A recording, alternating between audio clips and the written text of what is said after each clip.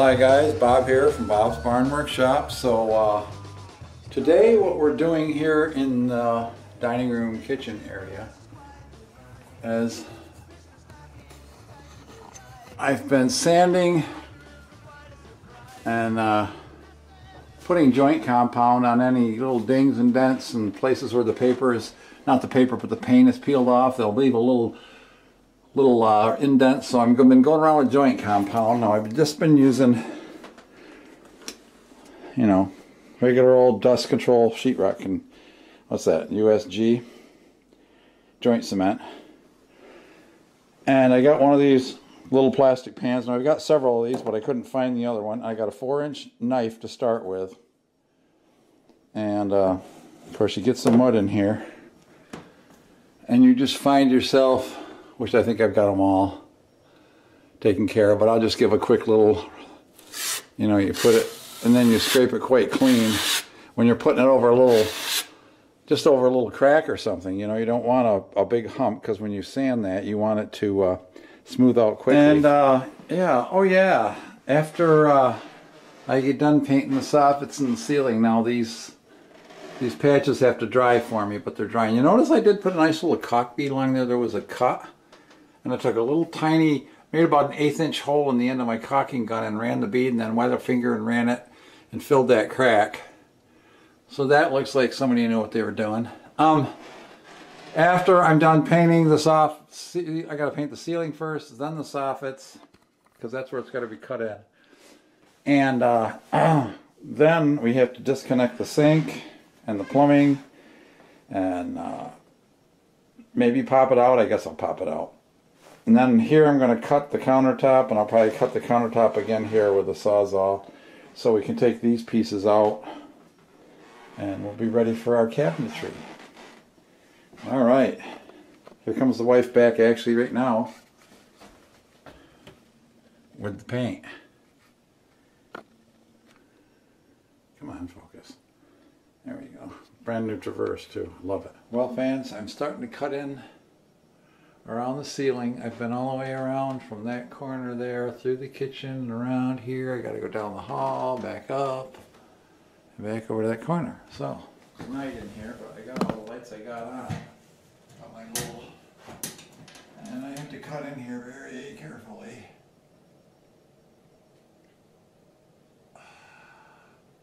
Load your brush up good when you go along the edge like this. So you only got to do one stroke. Then come back and smooth everything out. I got one of them roller things, but it doesn't cover this textured ceiling well at all. So, a couple spider webs here. And this is the time-consuming stuff. Got a Swiffer the ceiling, I guess. The spider's been making some artwork. Let's see, where did I leave off? Right about here. There's an old mark. Cutting in sucks. Don't we know? Alright, well, I'm just going to continue this all the way around the rest of the hall. Oh, thank goodness, I'm down to the part of the ceiling that I don't have to be careful cutting in, because I'm painting the walls anyway. So I really want to get a good amount of paint right in the cracks of the wall where it meets the ceiling to get a nice crisp line when I come and fill in with. No, you just, if you get down on the wall you're going to paint later, smooth it out, of course. Don't leave any ridges. This house was heated with wood since it was new until just a few years ago. So for almost 50 years this has had a wood furnace. Until about 3 years ago we got rid of ours. Of course, we've lived here for 30-some years now. And So the ceilings had, like, you know, some dark staining. And I want to make sure I cover all of that. I got a nice fluffy roller when I start painting this.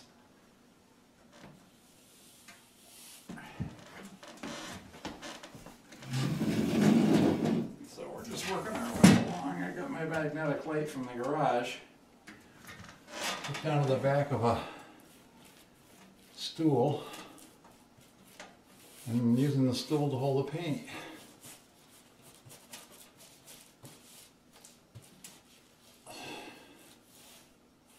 And I gotta work it into the ceiling good because it's heavily textured, like it's got a lot of little crannies. Oops. Got on the door casing here. Hopefully the roller will be fluffy enough to fill that all in. So I've only got across the front of the room to go here now. Oh, baby. Look at that. Junction between the wall and the ceiling. Gooped up good. Alright, I got one more brush full. And I don't think I dribbled anywhere.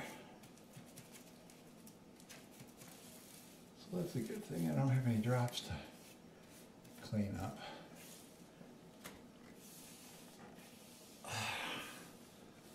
I patched up the walls. You may have seen in the early part of the video that I did most of the wallboard repair.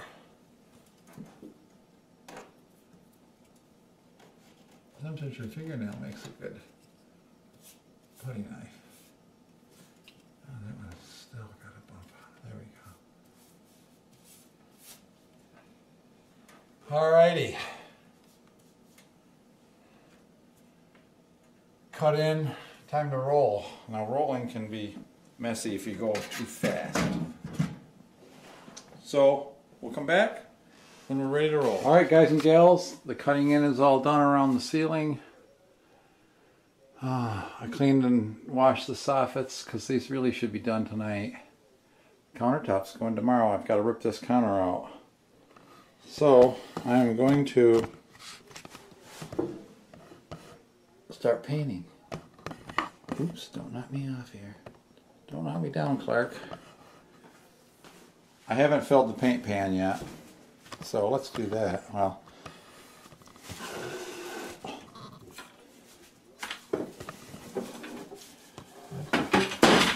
I got the roller on the stick, or the stick for the roller anyway.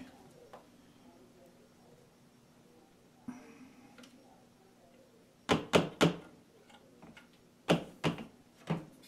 going to set him in the sink. Now I'm going to lay the top back on. Wipe my finger off. And let's see what we can do. Put my roller pan on the floor here. I got my light set up.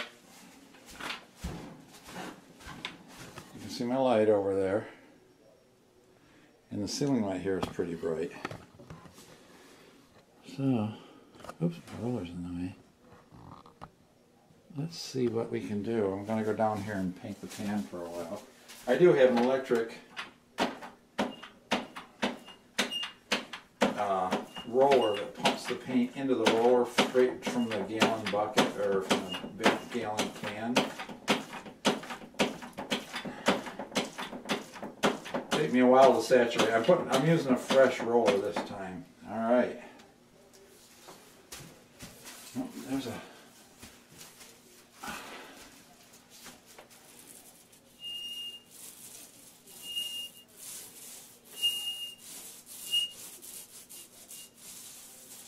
I don't need to get real close to the edges because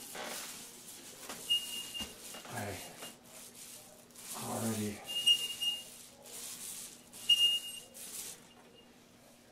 primed there. Boy, it's hard to see where you've been.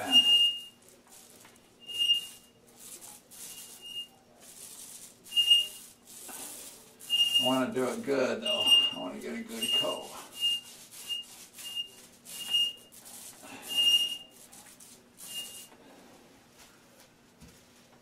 And I'm going to work my way across and then back.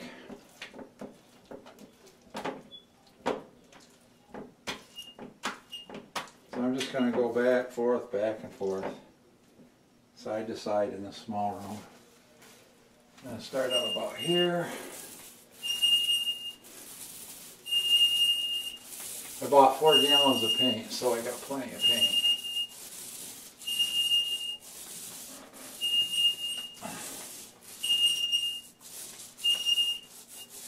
It don't matter if I bump the wall because I'm going to be painting that.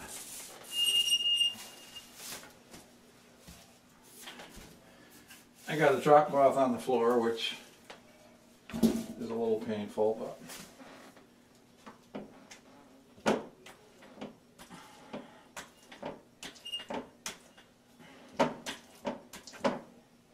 and you go slow and you won't spatter. You know, I'll start out about here and kind of spread it out a little bit first.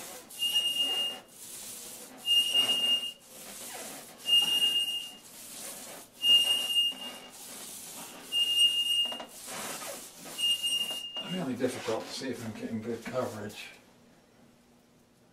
I think I'm getting really good coverage. I don't see any of the grayish stains or anything. And of course this should go pretty fast.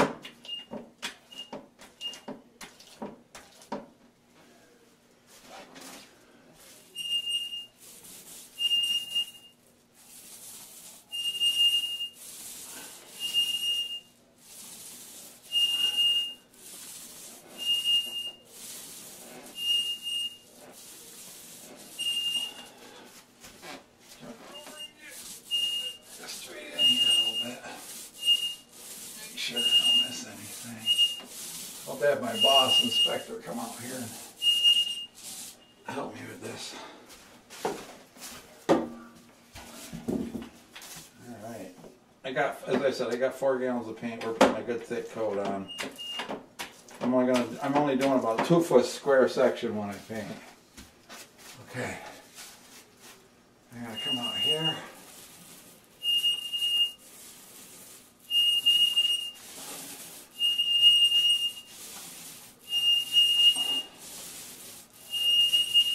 Make sure I get good overlap.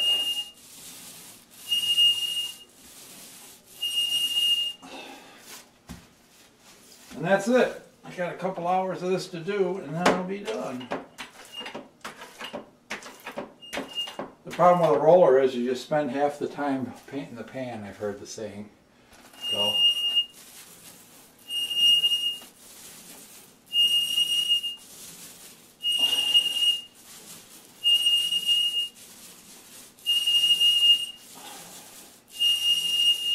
It kind of sings like a cardinal, doesn't it? Sounds like a cardinal singing.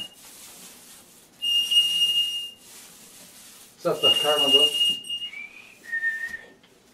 Remember that, kids?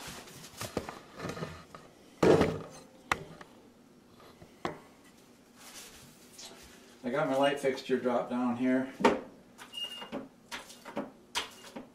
The hall fixtures, when I get down there, are going to have to come down. Now where do I end up? Oh, I see.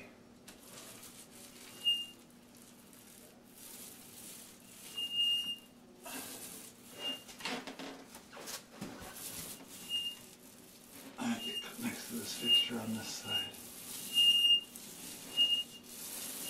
We're slathering her on. Don't be skimpy, Dippy. Nope. I got lots of paint. That still gives you a pain in the neck. And you roll that roller a few times in the pan to even it out, even your load out. Everybody wants an even load.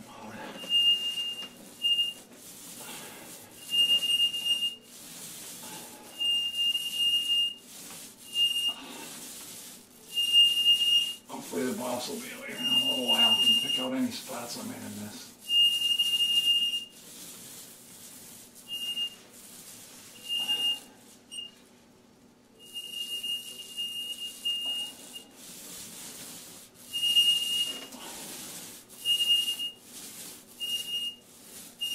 Alright guys, well I'm going to turn you off. You don't want to watch me do this for hours. Boy fans, this really hurt. I'm pulling out the old countertops. So 90s. We were joking when we put it in that someday we're going to say it's so 90s. Having to pull out that sink and cut my hard work on my countertop in half to get it out really sucks. But the ceiling's all painted and soffit's ready. The counter guys are coming here in about now. Well, the countertops are going in. I'm talking over the installer's radio. They're out in the truck now waiting for the epoxy to dry. But hell of a change from what we had before, eh? Yeah, of course we're going to put in the black faucet.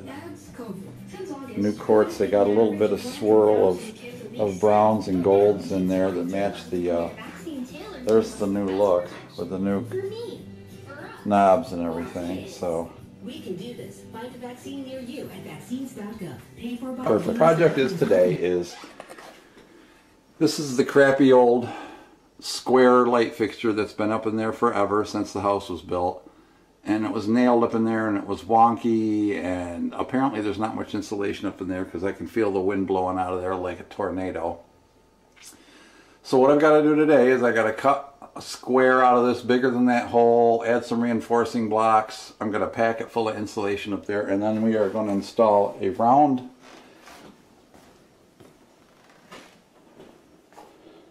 outlet box, octagon box, or what you want to call it. It's a round box, not octagon. And then one of these beautiful LED flush mount lights, which internally has a switch so you can select 3K, 4K, or 5K color illumination so that you can tune it to the lights in the rest of your kitchen. Now I'm putting 5K recessed lights similar to these old fluorescents up in there, so we may end up switching it to 5K, but we'll see, because we do leave this on most of the time in the evening around the house. It's kind of like the night light, so you can find your way around when you come up from the family room.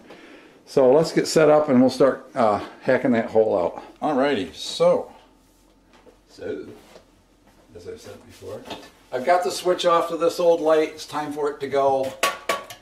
Boom. This junk. As long as the switch is off, we don't have any worries. Put this guy back up in here. Zoe's out of the way. I'm going to need my light too.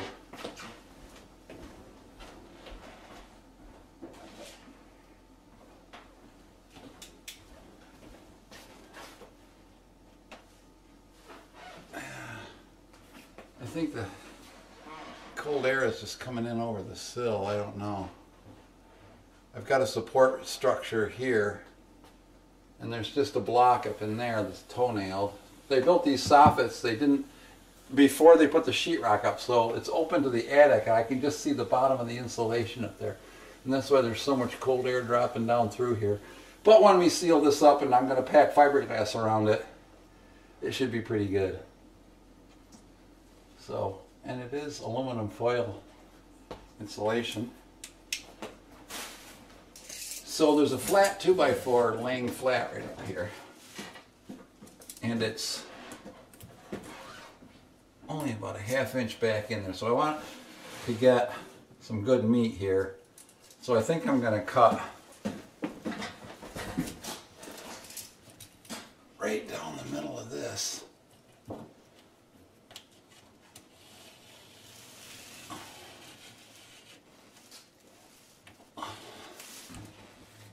And in the back. That's even with that, so that'll add 1.5 inches. So I got to come out. That's going to be a tough corner.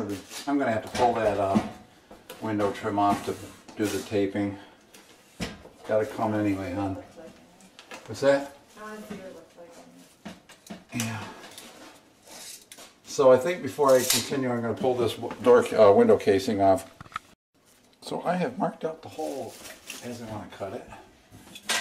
And I decided in the back.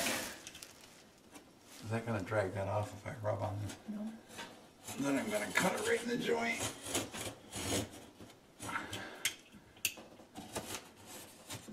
good choice because it's easy to cut. I should come right out of there now. And this guy, I'm just trying to cut a nice square hole so it's easy to patch. This is going to be the hard one. Because I got to go all the way through this rock.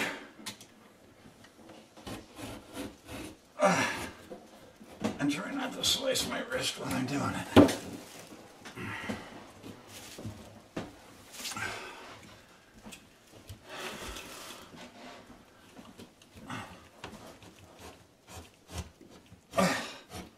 Boy, this is fun.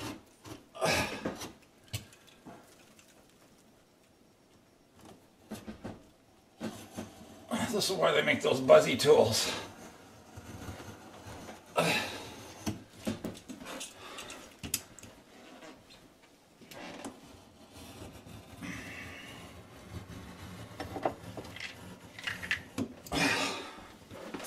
See what I can get. My jab saw.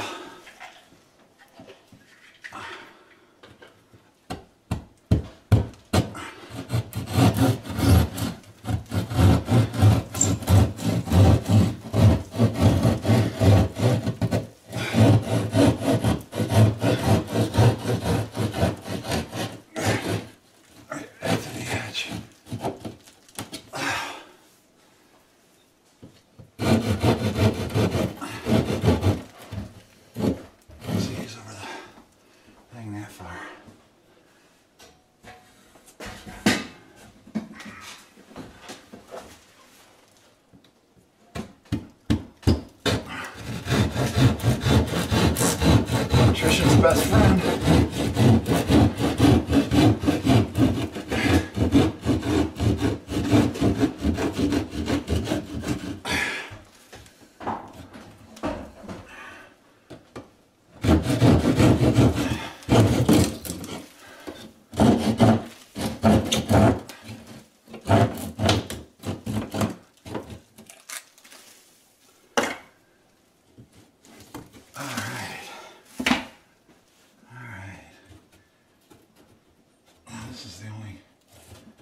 There may be some nails in this too.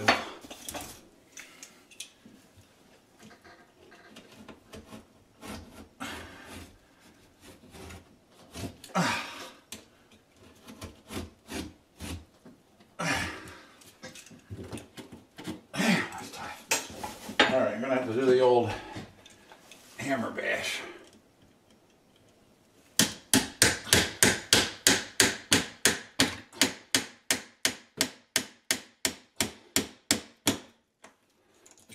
Not good for the knife, but it is what it is. I think he might be nailed right there. He is.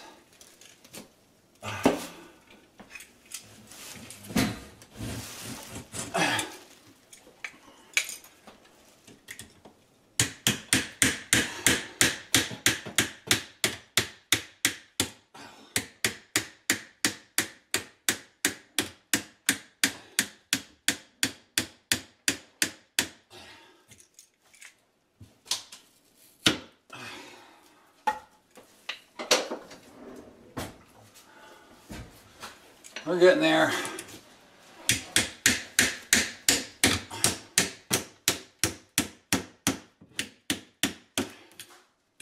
little too deep.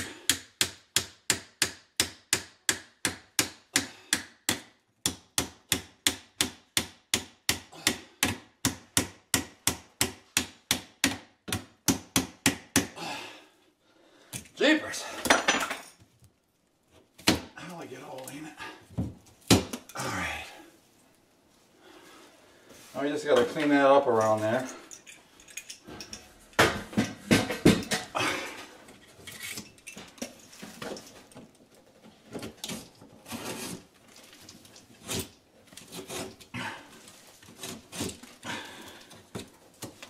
So we can get our next piece in there nice and flush.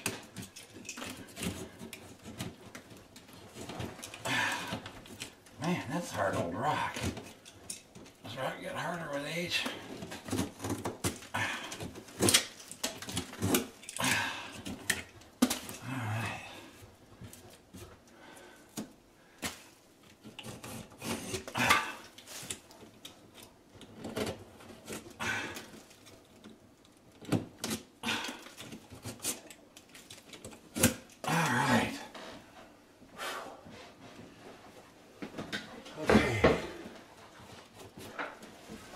Just gonna leave this wire up here. I gotta get that piece out of there, and I gotta put a cleat up in there. A cleat is just a piece of wood that's been added like a shelf.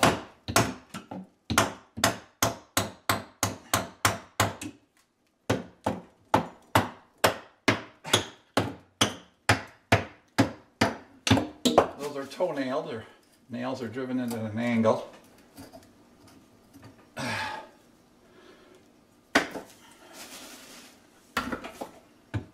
And get them out of the way. Alright. Now first, I'm going to lay my cleat up in here. Got some vermiculite. Okay. That gives us something to screw the backside to. You following along here? Alright. Now where's those long screws? Get my little beastie impact driver here.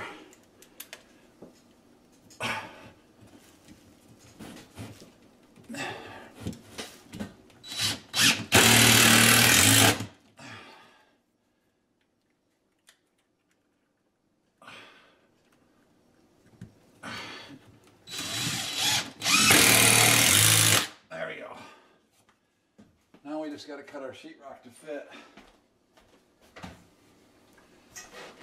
But first, the miserable job of installation. Fiberglass insulation. My favorite. Let me get my wire stripped here so we're all ready.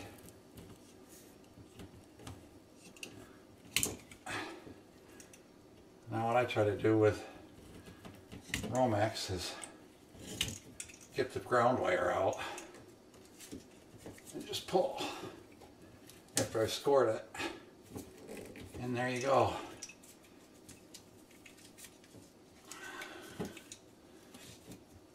Seeing this is a one wire only box, this will be real handy. Get a little bit of the works out of the way. Did you say you wanted to do that, honey? I can do it. Let me measure the hole and I'll start cutting the sheetrock. My wife's going to volunteer to stuff the fiberglass because it doesn't bother her.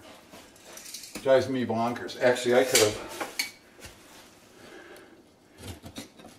stuffed that up in there and it would just about hold without any screws. But so we'll make it, we're going to make it 12. That gives it the sit up on that ledge with a 1/4 inch. 12 by, that's 14 1/8. 14 1/8. 12 by 14 1/8. All right. I wanted to have a vantage point here to kind of show you the old sheetrockers tricks. How do you do this? You want this to be 12 inches. Take your ruler out to 12. Put your pencil on the end. And you strike across. And you'll measure it again. It's like, look at that, it's 12 1/8. Just what I wanted. And I said 14 1/8, didn't I?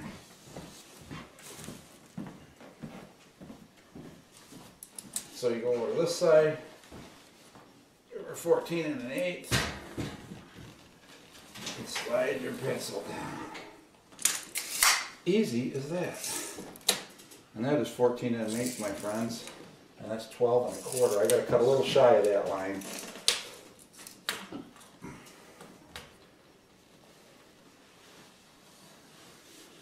But I can eyeball that. And then, all right, so what I'm going to do is I'm just going to scribe. Score this paper. You got to cut the paper. Make sure you cut the paper and into the rock a little bit.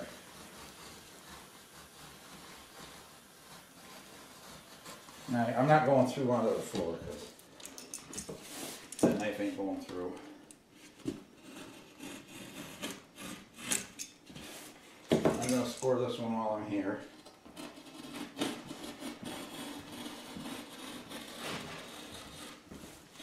Where's my leg? Where's my leg? You're cutting the paper. It's mainly what you're doing.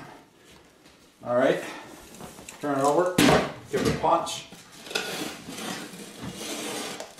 Cut the paper.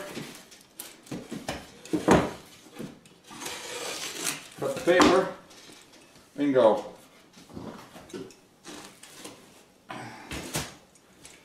That's how that works. Now we're back at the hole. The wife's got it stuffed full of fiberglass.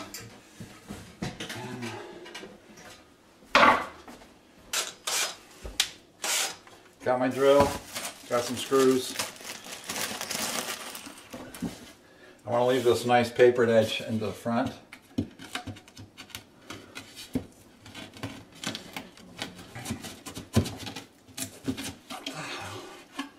Why is this so tight? It shouldn't be. And there we go. That's all right. Gum pucky is good for a lot of things. And you don't want to set your screws too deep to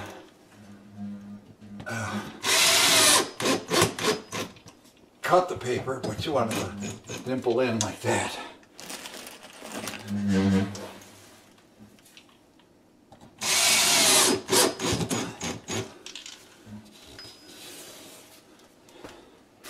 This doesn't even need screws in the back, but I'll put a couple.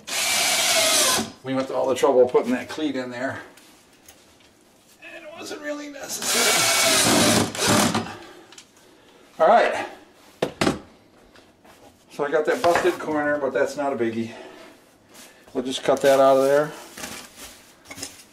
Like so. And we're going to tape the crap out of it anyway. Patch is made. Now it's time to pucky it.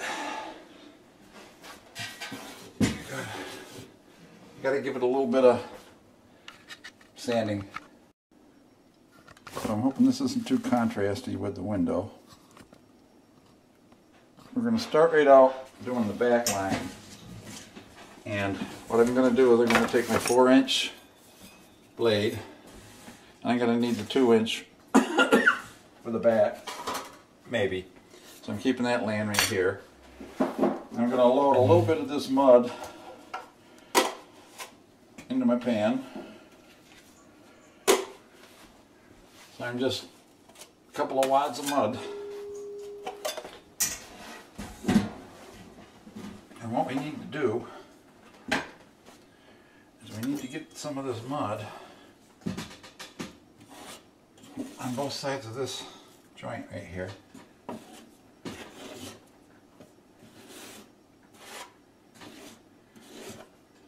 Do the hard one first, right?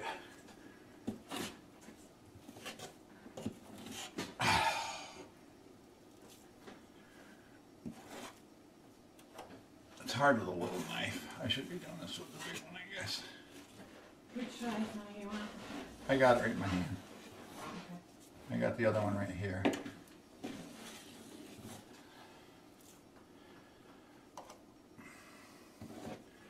It's like soggy peanut butter.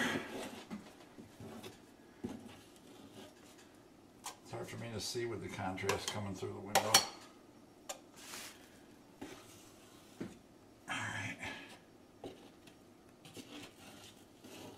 Alright, so that's in there.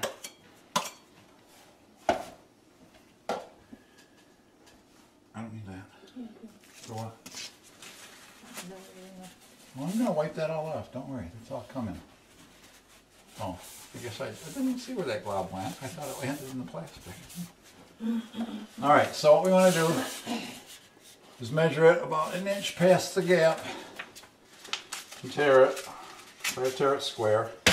Now, this is creased for the reason that you can crease it and take your knife and you layer right in there and then press her in and get all the air bubbles out.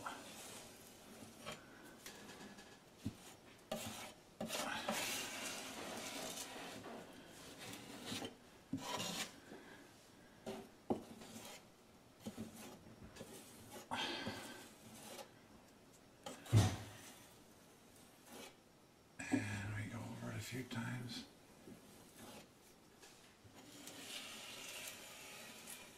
Make sure you get total contact.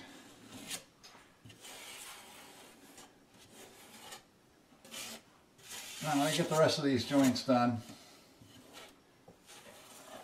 this will still be a little soft. We'll work it out.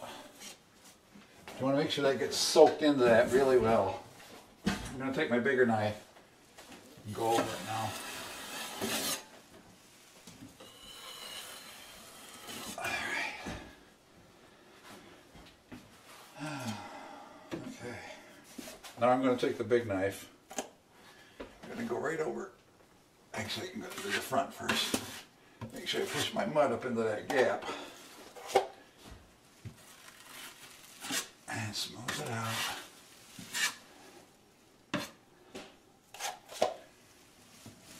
Push it in. Get it into the screw holes. And I don't want it too thick yet, because we want to bed our tape. But I'm making sure that it's wet all the way, you know. There we go. Same drill.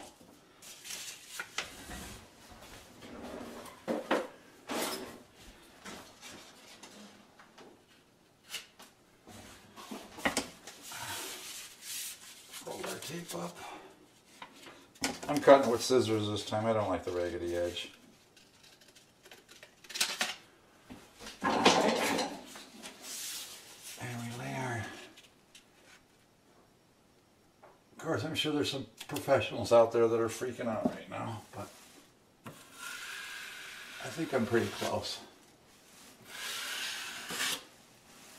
And just work it both ways. The whole point is don't put too much on at once. Now, I'm going to go over the top of this to make sure it's good and wet and embedded. But I'm going to take most of it off, because an old timer told me once, if you're sanding a lot, you're not doing it right.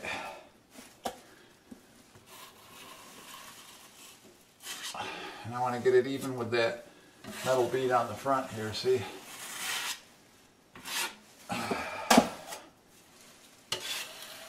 And of course we're going to have to wait a few hours after this. Oh, look at that, ain't that pretty? Almost like I knew what I was doing. So now we're going to do the same drill on the side joints. We're going to lay our mud in.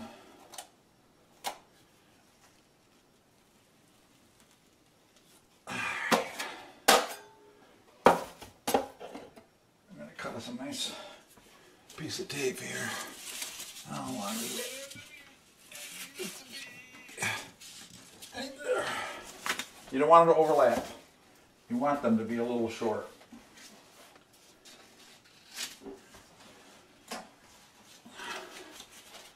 We're gonna lay him right on the joint. Look at that, like I knew what I was doing.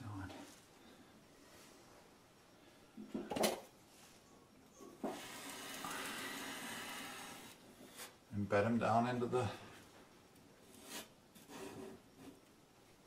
That's hard to get that joint back there. This actually has a little bit of a hump in the transition here, but we'll feather that out in the long run. Again, I want to hit him with a little mud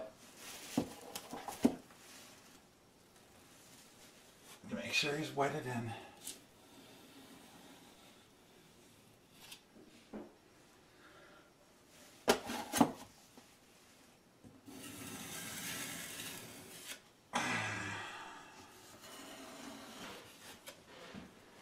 Fix this in the front here after I get done with the other one. I'm going to do the same thing on the other one.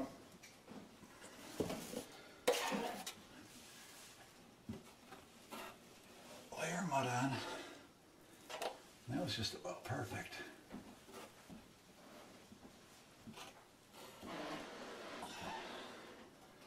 And make another eyeball measurement here. Let's see.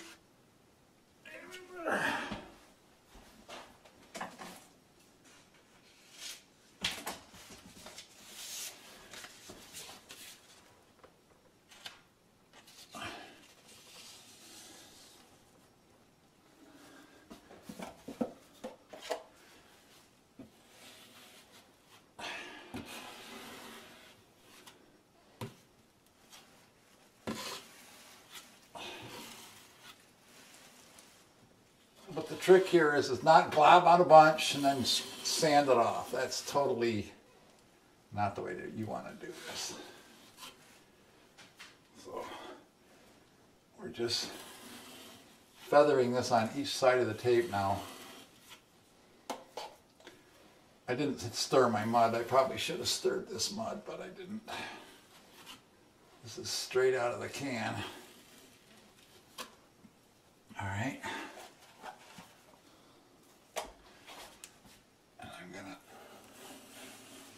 That guy in again.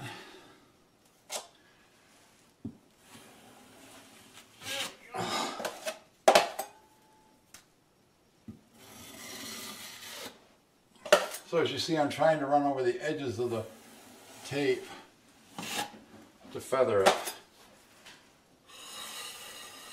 but I'm not leaving huge amounts behind. And I'm just about to the point where I gotta quit. Because the mud's starting to get globby.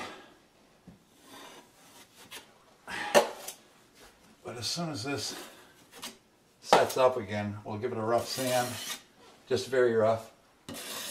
And we can put another layer right on there without a lot of sanding. All right, that's about all I can do for you right now, kids.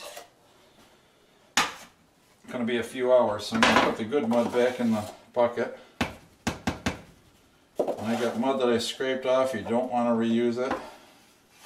That's why you take the good mud from one side of your pan, and when you scrape, you do it on the other side. So I know that that's the waste. All right, that's it for now.